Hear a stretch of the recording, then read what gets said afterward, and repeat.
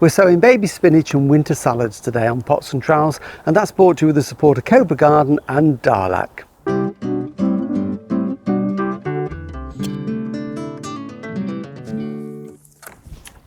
Hello and welcome to Pots and Trowels. Well, as you can see, the greenhouse is now up, ready for action. I've got some work to finish. I've got the floors to do, the staging and the benching, but I couldn't resist coming in here today where it feels so much warmer just stepping inside, just so that I can do a little bit of pottering around. And I'm actually going to sow some baby spinach and some winter salads that we can enjoy over the coming months. And of course, if you want to follow everything we're doing on our weekly videos in the garden, all the jobs that we do, you can follow us on Facebook or on YouTube. And if you subscribe for free on YouTube and you hit the little bell icon, you'll get notifications of all our new videos, which are normally Thursday afternoons at 6 o'clock UK time. So do that and watch what we're up to. But back to sowing. It's getting towards the end of October, but it's not too late to sow if you've got somewhere protected. So a cold greenhouse, a cold frame, or even a windowsill, a cool windowsill. So things like the spinach I'm going to grow will germinate in these cool conditions.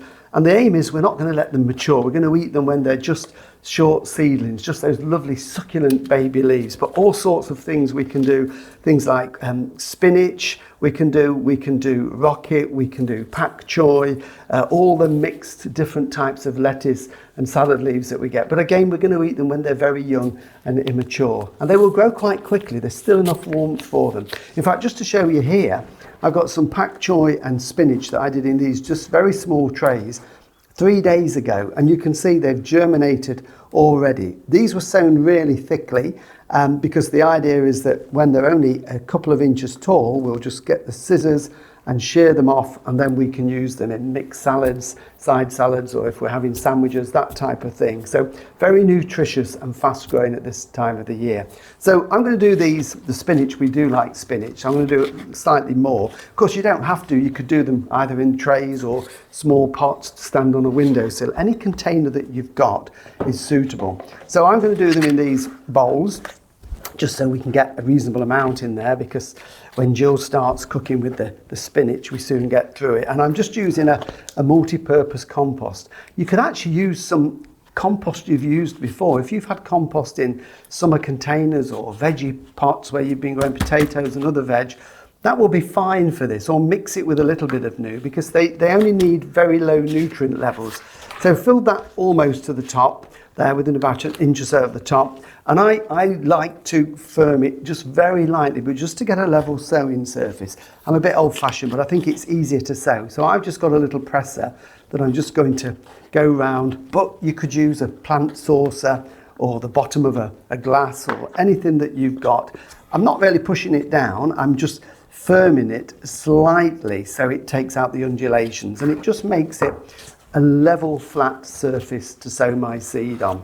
And then I've got my spinach here, so I'm just going to open the spinach. Spinach is quite a big seed, so you can see exactly what you're sowing, if you can get into the packet, that is.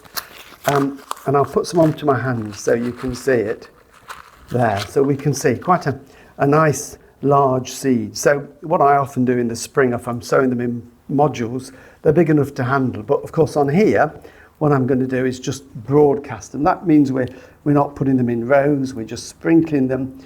We're trying to get them fairly even if we can, because it gives all the seedlings then roughly the same amount of room to grow, and they won't get overcrowded. Now these are going to grow and make full-size leaves, so we don't need to be quite as thick as if I'm sowing them as microgreens. And if you've got a bit of a clump, don't worry about just spreading them around a little bit like that. So they're reasonably even, and I often find a little tip, bit of a silly tip, but if you're looking at them, you sometimes can't see them against the compost. If you actually squint and look at it, then you can see them much more clearly. So my spinach is in there, and then there's enough there to do maybe another 1 or 2 bowls maybe, so we'll get more than one sowing. And then just to finish off with this, we do need to cover these seeds, and the golden rule when you're covering seeds is the thickness of the seed on top. So these are probably 2, maybe 3 millimeters in diameter. So I'm going to put a similar sort of compost. So I'm just breaking up this compost here so that it's nice and friable and make sure there's no big lumps in there.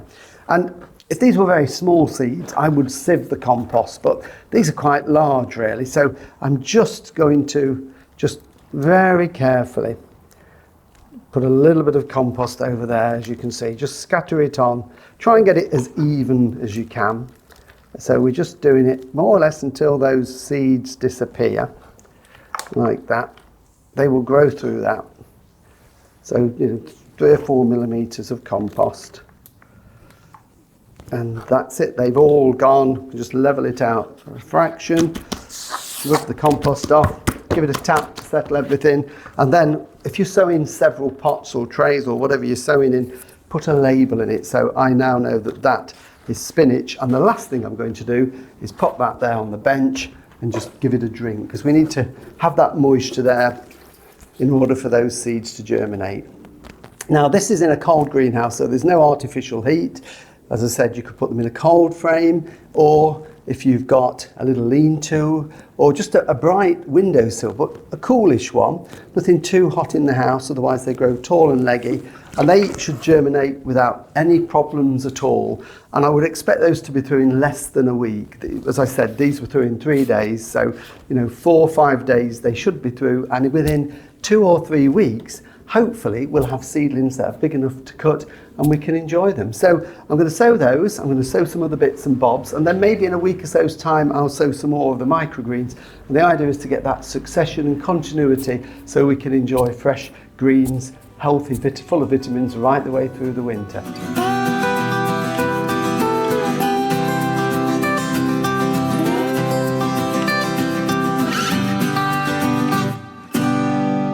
Well, thank you for watching, and I'm going to carry on pottering around in my greenhouse for a bit longer. Next week we're back in here and I'm going to give you lots of tips on how to overwinter plants that need that little bit of protection. We'll see you then. Bye.